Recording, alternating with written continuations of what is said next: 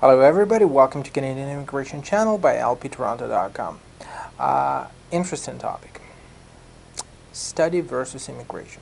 So which pathway is more suitable? Applying for immigration from back home or going for studies in Canada first?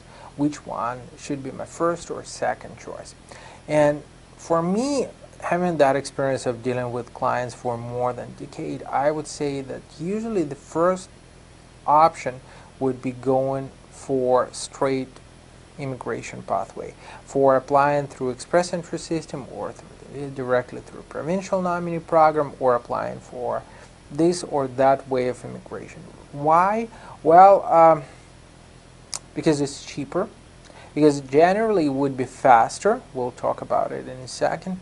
Because it does not require you to spend that many resources, not necessarily financial resources. It does not require you, say, to waste your time, your energy, your money, of course. It does not require you to look for an employer necessarily. It could be done from the comfort of your home, right, from back there. And it does not require you to do anything else but to prepare carefully. Now, when we speak about studies, of course, it costs a lot. And it's not cheap. I mean, it's good for you if you could just say pull out $30,000, $50,000, $70,000 out of your pocket, and we're talking about living expenses, we're talking about tuition fees, right? Spend all this amount of money in Canada, plus be lucky enough to find yourself an employer and later on apply for immigration. Of course, after all this, your chances of being safely, securely, and successfully exposed to Canadian labor market are much higher than those people who are coming just through direct immigration stream. But ask yourself, was it worth it or not?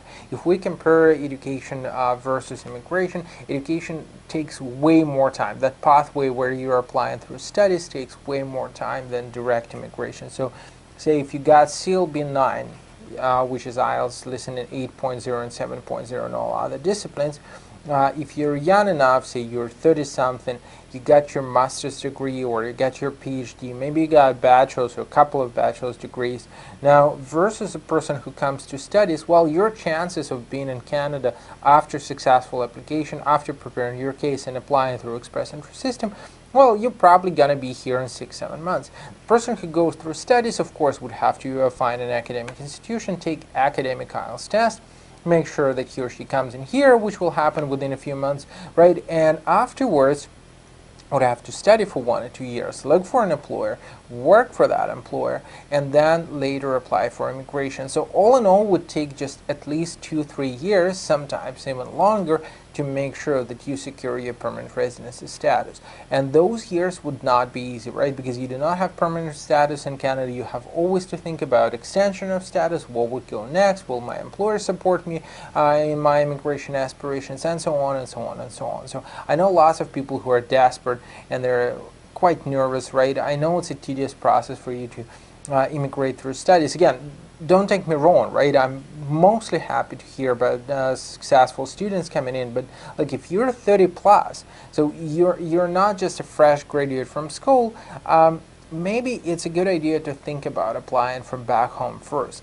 It never hurts to create your express entry profile. It will not actually prevent you from coming here for studies, so think about express entry first if you could, and afterwards compare it to other options on the table. If you want us to discuss your case one-on-one, mostly welcome to come in for a consultation, so where we could just sit and see where a master's degree or bachelor's or a college postgraduate degree would work better for you than say immigration from back home. Maybe you could immigrate through express entry system with provincial nomination. What are your options, etc., etc. So I will always be glad to help you out, and of course stay tuned with us and subscribe for the channel.